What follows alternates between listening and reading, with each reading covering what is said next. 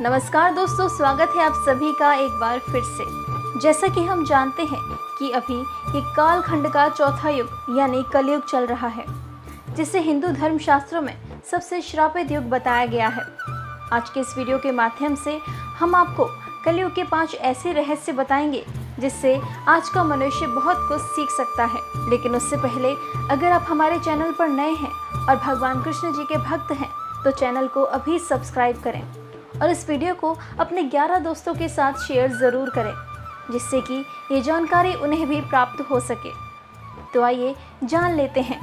बात उस समय की है जब पांडवों को वनवास हो गया था। वनवास जाने से पहले पांडव ने भगवान श्री कृष्ण से पूछा था, हे कृष्ण, आप हमें बताएंगे कि आने वाले कलयुग की चाल या गति कैसी होगी।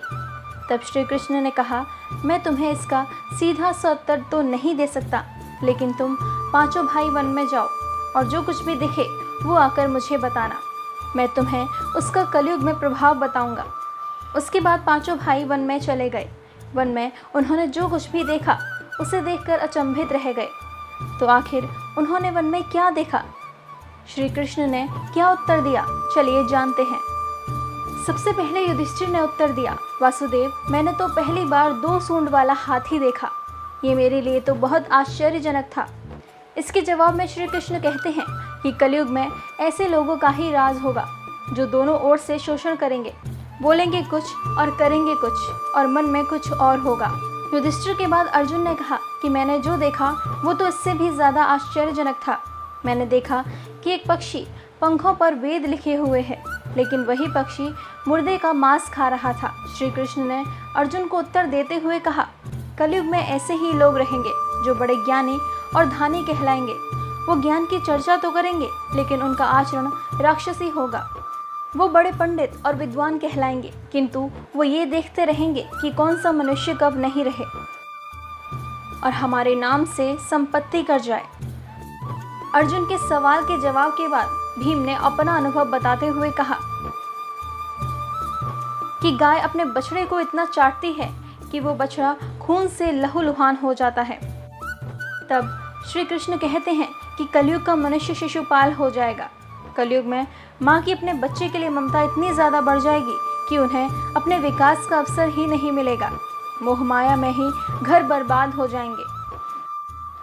भीम के बाद सहदेव ने पूछा, श्री कृष्ण, मैंने देखा कि 5-7 बड़े कुएं के बीच एक बड़ा कुआं बिल्कुल खाली है, जबकि ऐसा संभव नहीं हो सकता।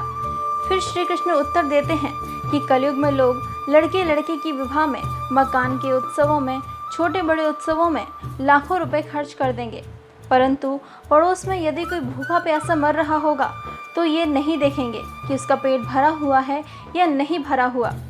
उनका अपना ही सगा भूख से मर जाएगा और वो देखते रह जाएंगे। कहने का तात्पर्य ये है कि कलयुग में अन्य भंडार तो होंगे, परंतु लोग भूख से मर जाएंगे।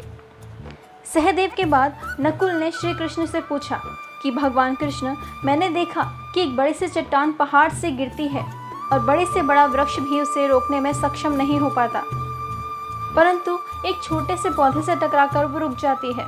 आखिर ऐसा कैसे हुआ? तब भगवान कृष्ण कहते हैं कि कलयुग में मनुष्य की बुद्धि शरीर हो जाएगी, उसका जीवन पतन हो जाएगा। उसके पतन को धन और बड़े से बड़ा सत्ता रूपी वृक्ष रोकने में सक्षम नहीं होंगे, किंतु हरि नाम का छोटा सा शब्द बोलने से मनुष्य का जीवन पतन रुक जाएगा। अतः कलयुग में हरि नाम ही मोक्ष का एकमात्र मार्ग होगा। दोस्तों, मुझे उम्मीद है कि वीडियो आपको पसंद आया होगा। इस वीडियो को लाइक ज़रूर करें और इसे अपने दोस्तों के साथ शेयर करें। जय श्री कृष्ण।